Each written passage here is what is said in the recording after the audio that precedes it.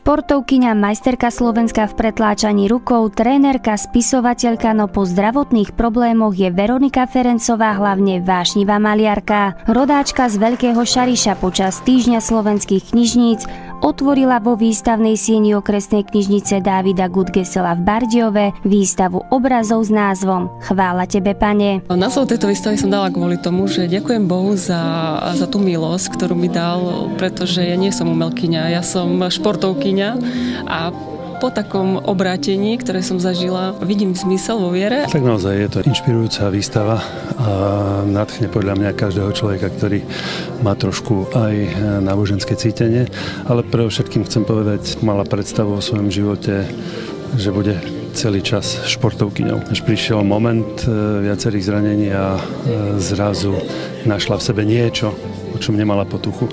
Preto je to inšpirujúce. A možno aj také vysvetlenie toho, že v živote môžeme mať kedykoľvek aj druhú šancu a častokrát zistíme, že tá druhá je tá krajšia. Autorka v roku 2020 po zdravotných problémoch pocítila silný dotyk Boha a nastalo jej obrátenie. Zmenil sa jej pohľad na svet a začala žiť živú vieru v Boha. Odvtedy maľuje obrazy s kresťanskou tematikou. A tak som si hovorila, že Bože, že keď je tento dar od teba, tak budem maľovať, ale keď nie, takže ja to okamžite zanechám. No a tak som asi o pol roka na to, po tom mojom obratení začala maľovať a bolo taká emócia vo mne, že hovorím si, že ja budem maľovať už len na Božiu slávu a preto hovorím stále pri každom jednom obraze poviem, že chvála ti, Pane, za tento dar. Ja som potešený predovšetkým z veľmi osobného svedectva autorky tejto výstavy, pani Veroniky, ktorá nebala sa a mala odvahu verbalizovať svoje vnútro a povedať všetkým o svojom zážitku, ktorý mala, lebo dnes sa to nenosí, dnes si človek také veci ukrýva. A na druhej strane tieto obrazy je ďalší zo spôsobov, ktorými ona chce vyjadriť svoje vnútro.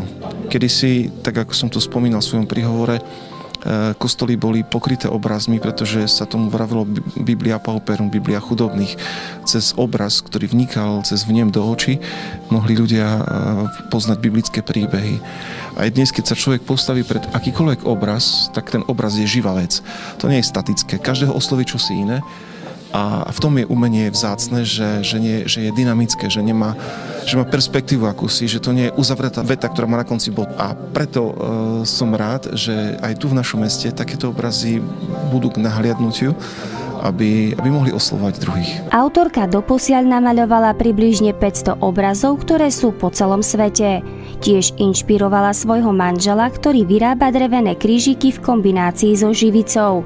Spoločne robia umenie na Božiu slávu. Skromná autorka s veľkým darom i srdcom Veronika Ferencová sa stotožňuje so slovami blahoslaveného Karla Akutisa: Objav Boha a nájdeš zmysel života. Jedinečné obrazy si môžete prísť pozrieť do konca apríla. Sa teším, že po tom obratení to takto pretvorila, že verím, že mnohým dušiam to dá radosť vnútornú. Mne sa páčia veľmi jej obrazy Veronikine, keďže sledujem ju zo sociálnych sietí a úplne z nich tak vyžaruje taký ten silný dotyk Boha, ten jej príbeh a prajem mi veľa Božích milostí, nech sa jej darí.